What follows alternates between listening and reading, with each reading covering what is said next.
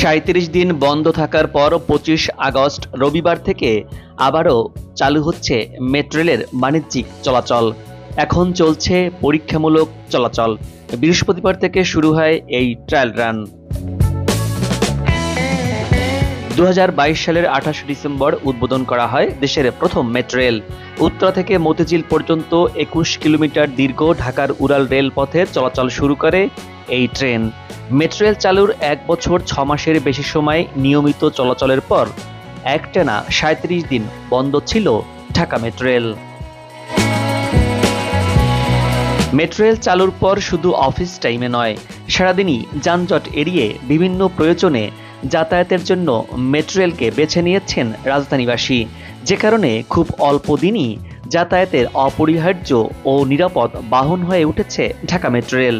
উত্তরা উত্তর থেকে মতিঝিল পর্যন্ত সকাল ৭টা থেকে রাত ৯টা ৪০ মিনিট পর্যন্ত ১৬টি স্টেশনে থেমে চলাচল করে ঢাকা মেট্রো রেল।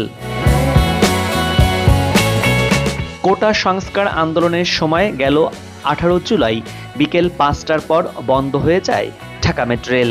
এতে ক্ষতির মুখে পড়ে মেট্রো রেলের মিরপুর ১০ এবং কাজীপাড়া এই দুটি স্টেশন। দেশের চলমান পরিস্থিতি ধীরে ধীরে স্বাভাবিক হতে শুরু করলেও দীর্ঘদিন বন্ধ থাকে মেট্রো রেল।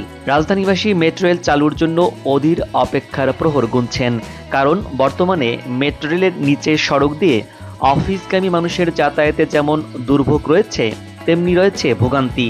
সেই সাথে ঘন্টার পর ঘন্টা যানজটে নাকাল হচ্ছে ঢাকাবাসী, আর এই ভোগান্তি থেকে পরিত্রাণ পাচ্ছেন ঢাকাবাসী। মেট্রো রেল আগের মতোই নিয়মিত শিডিউলে চলাচল করবে, আর এমনটি জানিয়েছে মেট্রো রেল কর্তৃপক্ষ। Dhaka mass transit company limited DMTCL জানিয়েছে, বৃহস্পতিবার এবং শুক্রবার মেট্রো রেলের পরীক্ষামূলক ট্রায়াল রান চালানো হয়েছে।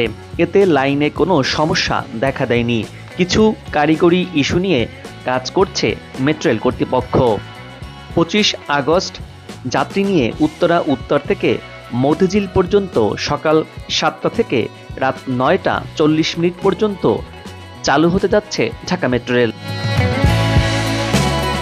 আগামীকাল মিরপুর ১০ এবং কাজীপাড়া এই দুইটি স্টেশন চালু হচ্ছে না, এবং সেই সাথে আগের মতোই মেট্রো রেল মতিঝিল থেকে সবশেষ ট্রেন ছাড়বে রাত ৯টা ৪০ মিনিটে এবং উত্তরা উত্তর থেকে মতিঝিলের পথে সবশেষ ট্রেন ছাড়বে রাত ৯টায়।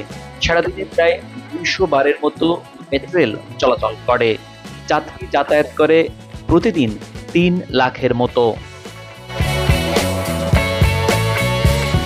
দর্শক, ভিডিওটি কেমন লাগলো আশা করি কমেন্টস করে জানাবেন। ভালো থাকুন এবং নিরাপদে থাকুন।